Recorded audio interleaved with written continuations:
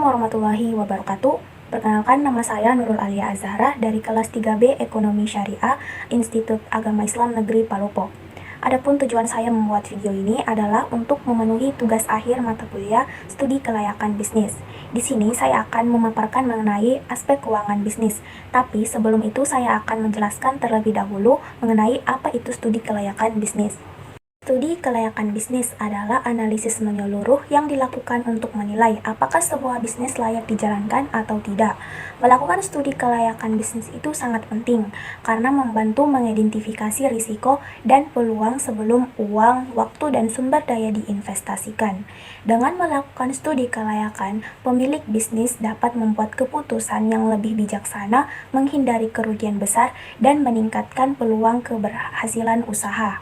Dalam studi ini, berbagai aspek akan dianalisis seperti aspek hukum dan sosial, aspek pasar dan pemasaran, aspek keuangan bisnis, aspek teknis dan teknologi, aspek manajemen, serta aspek dampak lingkungan. Nah, di video ini, saya hanya akan membahas salah satunya, yaitu aspek keuangan bisnis.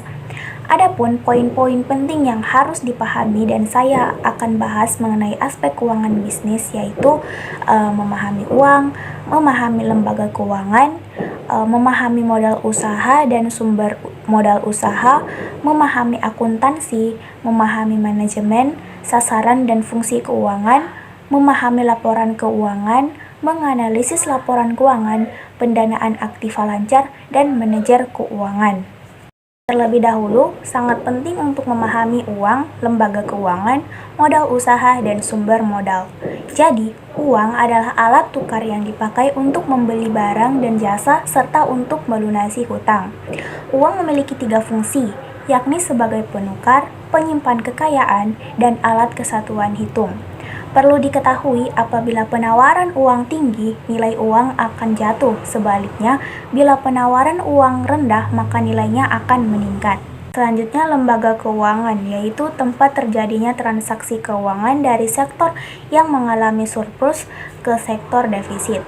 Lembaga keuangan dibedakan atas lembaga deposito dan lembaga non-deposito.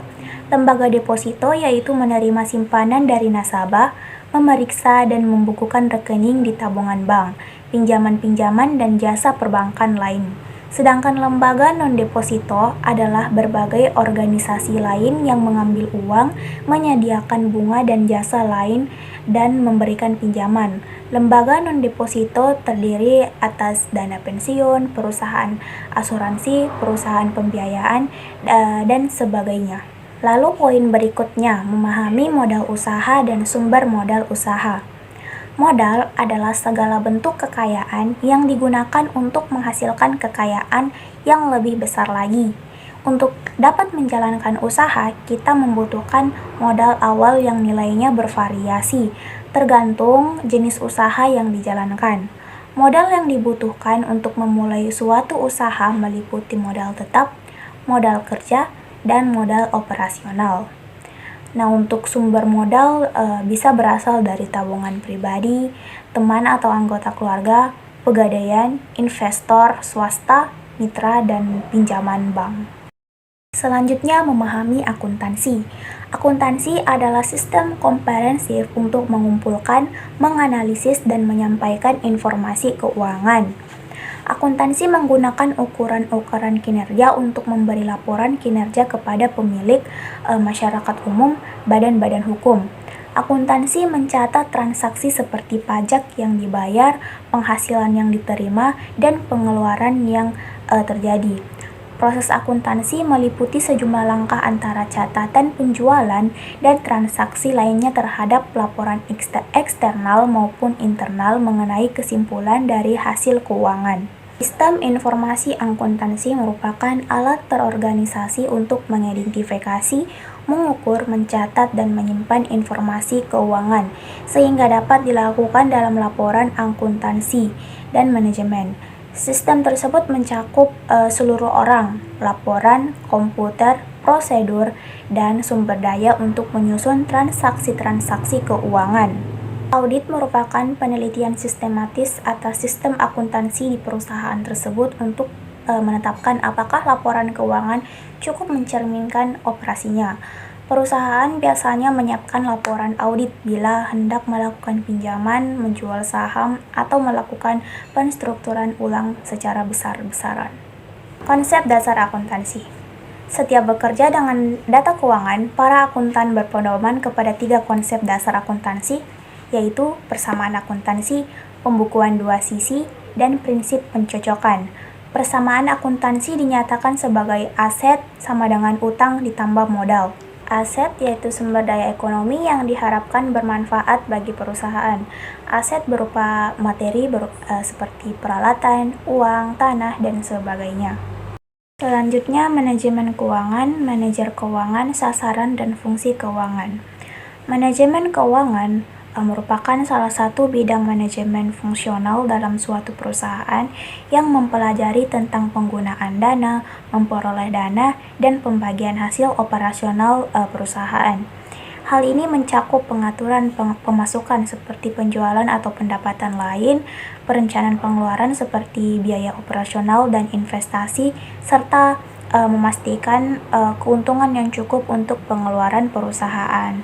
Selain itu, manajemen keuangan juga mencakup pengambilan keputusan tentang bagaimana menggunakan uang secara bijak, seperti memilih investasi yang menguntungkan, mengelola utang, dan memastikan perusahaan memiliki dana cadangan untuk menghadapi risiko atau keadaan darurat.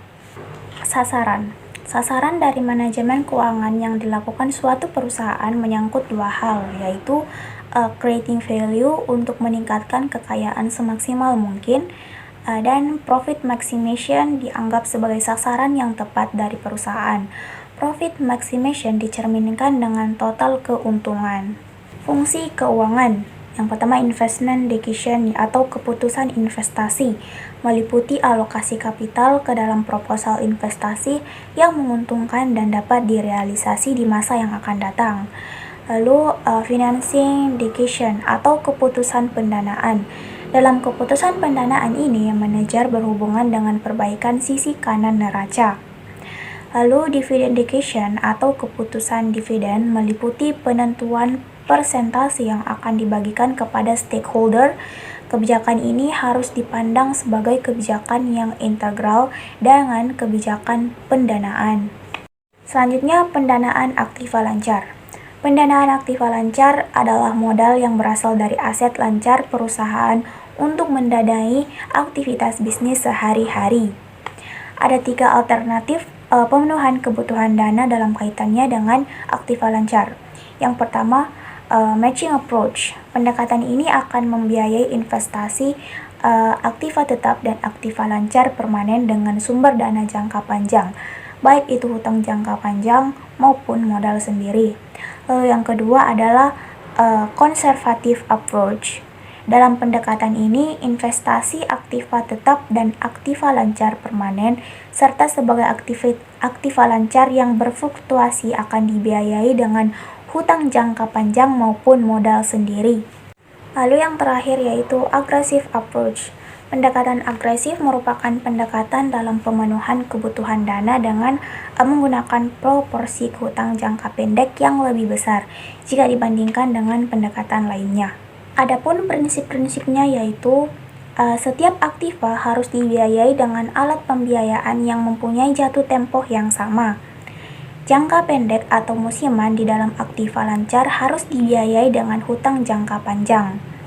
Bagian permanen dari aktiva lancar harus dibiayai dengan hutang jangka panjang atau modal sendiri.